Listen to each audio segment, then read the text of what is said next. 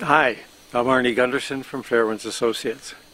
It's Sunday, April 10th, and for a change of routine, I wanted to do a science experiment today. Back in 1978, I was the lead nuclear engineer on a project in upstate New York, and the company I worked for at that time bought the last nuclear reactor that was ever bought during the first nuclear renaissance.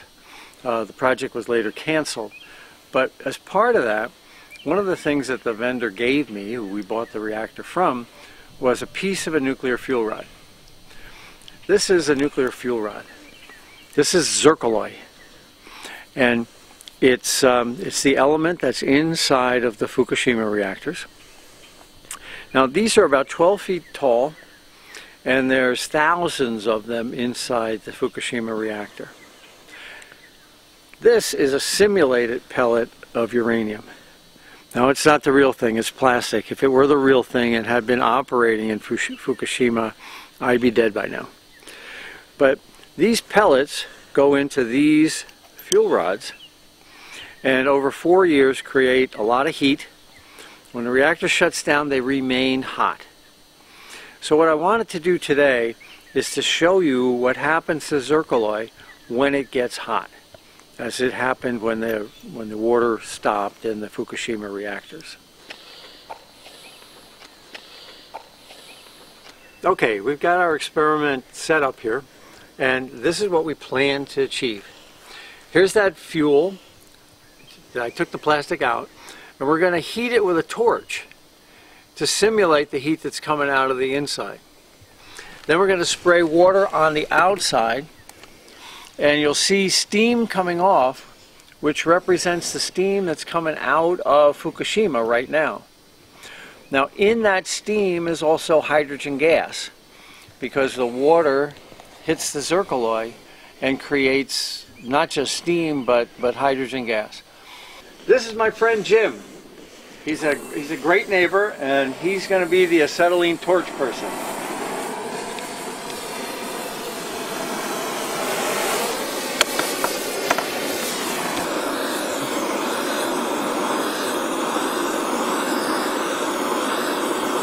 Okay, the zircaloy is cherry red, and now I'm going to spray it with water as if it were getting some water in the bottom of the reactor.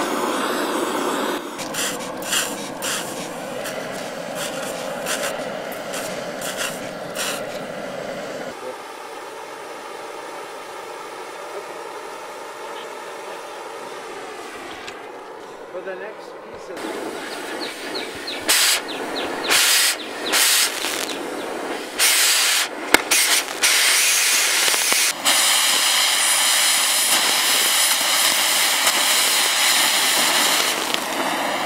what we just did was we oxidized the zirconium. You can see it's a different color now. The metal that was quite strong becomes very, very brittle. And we were just able to break pieces right off the end of it. Well, inside the nuclear reactor, it ran at that temperature for 7 to 12 hours. The fuel got brittle, and all those nuclear pellets then were allowed to fall out. We just created what went on inside the Fukushima reactor. Those rods glowed that hot for 12 hours or more. Now what happens is we've created an oxide. This is zirc oxide now, and it's very, very brittle. I think you could see these sharp edges. So the fuel that was inside is now free to fall out and onto the bed of the nuclear reactor and begin to melt through, as is happening right now in Unit 2 at least, and perhaps Unit 3 as well. Well, thank you for watching. Arnie Gunderson, Fairwinds, and we'll do another video in a couple days. Thank you very much.